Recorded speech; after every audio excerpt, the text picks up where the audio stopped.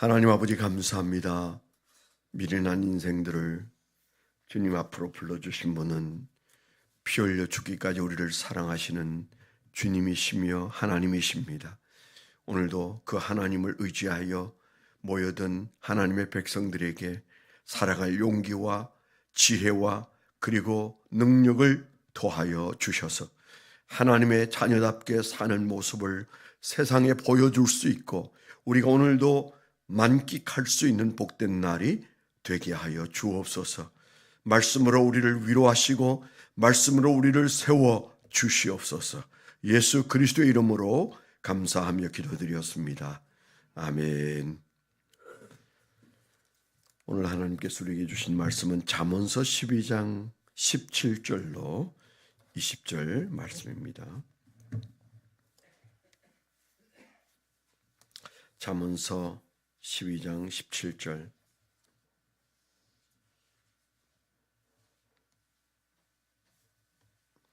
20절까지 합독해서 읽도록 하겠습니다. 시작. 진리를 말하는 자는 의를 나타내어도 거짓 증인은 속이는 말을 하느니라. 칼로 찌름같이 함부로 말하는 자가 있거니와 지혜로운 자의 혀는 양약과 같으니라. 진실한 입술은 영원히 보존되니거니와 거짓 혀는 잠시 동안만 있을 뿐이니라. 악을 꾀하는 자의 마음에는 속임이 있고 화평을 의논하는 자에게는 희락이 있느니라. 아멘. 오늘 말씀 묵상하고 적어본 적용 제목입니다. 마음에 꾀하는 것이 입술 열매로 맺힌다. 평화를 꾀하고 은혜의 말로 열매 맺어라. 그렇게 적어봤습니다. 마음에 꾀하는 것이 입술 열매로 맺힌다. 평화를 꾀하고 은혜의 말로 열매 맺어라. 잠언서에서 가장 많이 나오는 단어가 있다면 지혜라는 단어고요. 그 다음에 눈에 많이 띄는 얘기가 말이라는 그 혀 혹은 입술, 말 이제 그런 것들이 쉽게 우리 눈에 잘 띕니다. 이 잠언의 성격이 격언처럼 혹은 그 아주 짧은 문장화 되어져 있는 중심 진리 우리가 이렇게 말하지 않습니까? 그러니까 우리가 흔히 말하는 명언이다 이렇게 말할 때처럼 하나님이 주시는 명언이다 이렇게 우리가 생각하는데 그 짧은 문장 안에 정말 그 단순하고서도 분명한 진리가 담기는데 결국 우리가 지혜롭게 산다는 것이 뭐냐, 어떻게 해야 지혜롭게 사느냐, 우리가 그 지혜에 대해서 잠언서에는 굉장히 많은 관심을 가지고 있다. 우리가 그렇게 말하고요.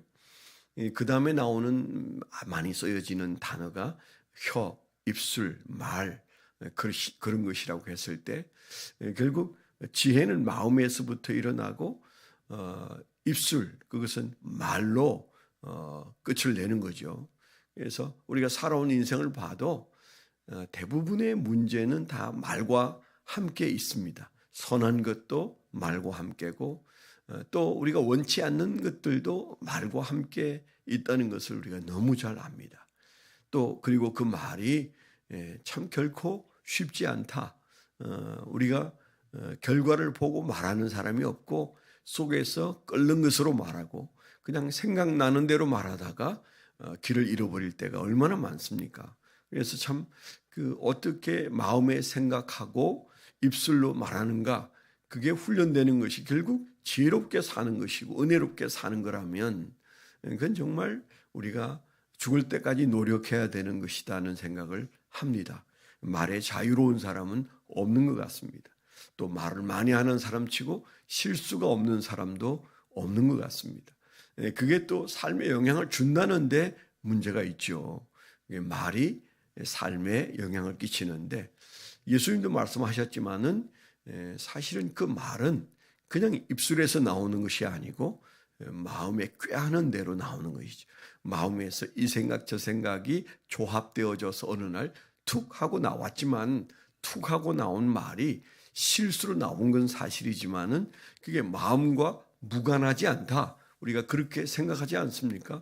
그래서 다른 사람의 말도 우리가 오해가 많고 또 섭섭이 여기고 또 그 말을 귀하게 여기는 것은 그 대상이 배우자든 자식이든 성도든 저 사람의 저 말은 저 사람의 마음일 것 같은데 우리가 이렇게 생각하니까 그게 커지고 복잡해지는 거죠. 들을 때는 그냥 대수롭지 않게 들었다가도 하루가 지나면서 그 말이 영향을 끼치는 것은 이게 저 사람의 마음인가? 우리가 이런 생각을 하는데 오늘 말씀에도 계속적으로 우리가 뭐 입술에 관한 얘기를 하고 있지만은 그러나 그 말은 실제로는 그 안에 있는 마음으로부터 출발한 거죠. 마음에 무엇을 꾀하는가가 중요합니다. 그래서 우리는 좀 더 은혜롭게 말하려면 그 안에 은혜로운 말씀이 우리 안에서 작동하고 있어야 되는 거죠. 그래서 마음에 꾀하는 것이 선해야 된다. 마음에 꾀하는 것이 평하여야 된다. 우리가 이런 마음을 오늘 가지고 12절을 보면 17절, 20절을 보면 악을 꾀하는 자의 마음에는 속임이 있지만은 화평을 의논하는 자에게는 희락이 있느니라.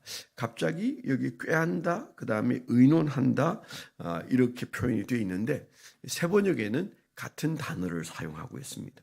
그래서 악을 꾀하는 자, 화평을 꾀하는 자. 그래서 같은 단어인데 왜 의논이라는 단어를 썼을까? 그렇게 생각해 보면 우리 마음속에 누구와의 의논이 아니고 내 마음속에 내가 의논하는 거죠. 우리는 제일 먼저 자기와 의논합니다. 그걸 우리가 꾀한다고 말할 수 있죠. 자기와 어떤 의논을 하고 결론을 내느냐가 굉장히 중요해요. 그래서 오늘 그 20절에는 악을 마음속에서 의논하는 자가 있고 그 다음에 화평을 마음속에서 의논하는 자가 있다. 근데 그 결과는 다른 거죠. 악을 마음속에 의논하면 그게 그 마음속에 거짓이 들끓게 되어 있어서 거짓이 나오고 화평을 혹은 평안을 마음속에서 의논하는 자는 그 안에 기쁨이 나타난다. 열매로 기쁨이 드러난다. 그런 얘기잖아요. 우리가 다 원하는 것은 기쁘게 사는 겁니다.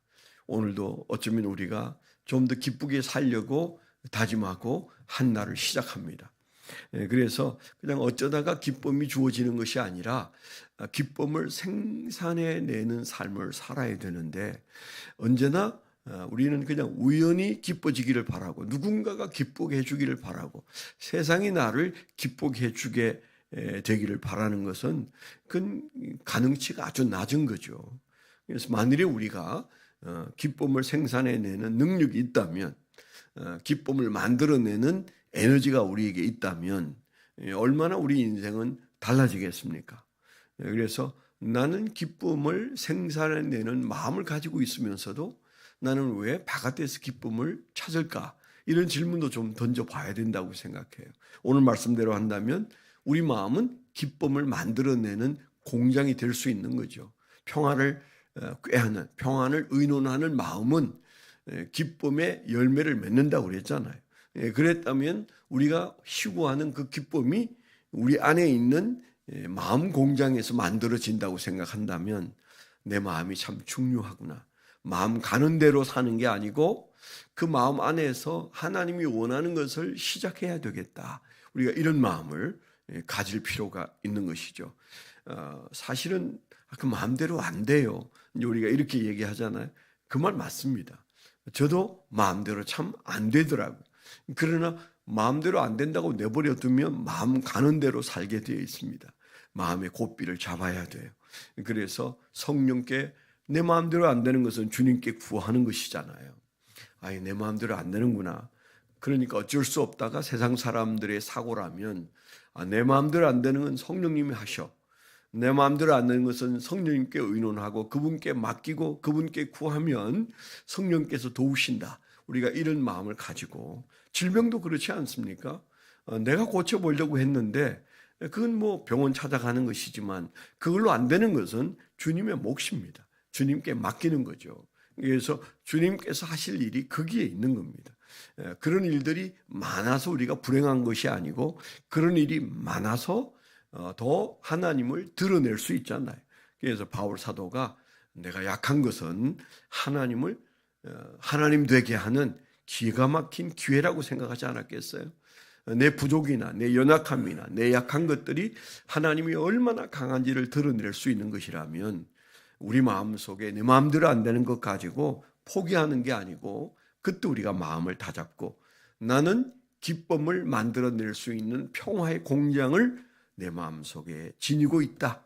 우리가 이 마음으로 우리가 마음을 다잡고 그리고 주님 제가 마음은 먹는데 잘 안 되는 부분은 주님께서 도와주세요. 성령께서 도와주세요.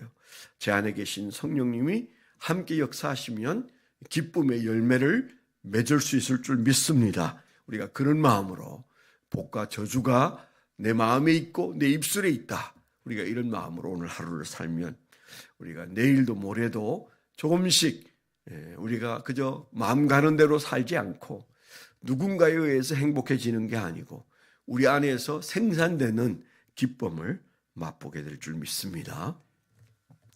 기도 제목 잠시 말씀드리면 오늘이 수요 성찬의 날입니다.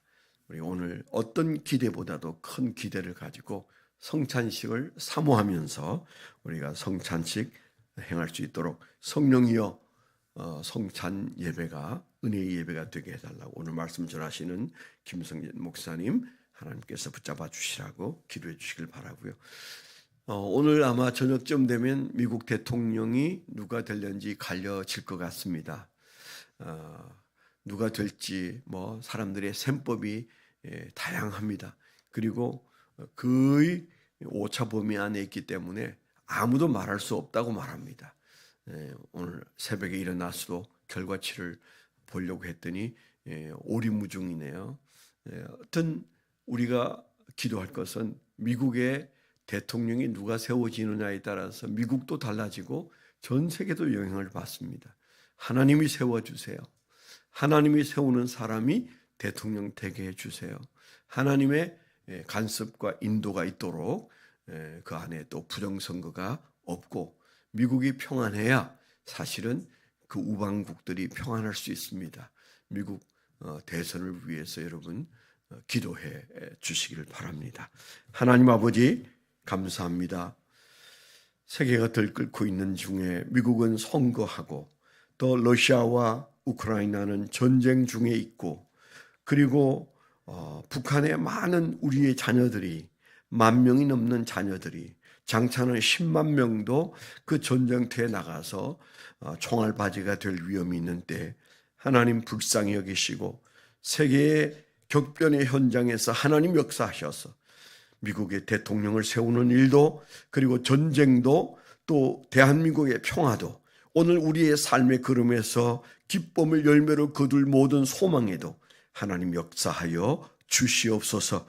이제는 우리 주 예수 그리스도의 은혜와 아버지 하나님의 극진하신 사랑과 성령님의 내주 동행하시며 감화 감동하심이 하나님을 사랑하는 거룩한 백성들의 생애 위에 지금부터 영원토록 함께하여 주시옵기만을 간절히 축원하옵나이다. 아멘.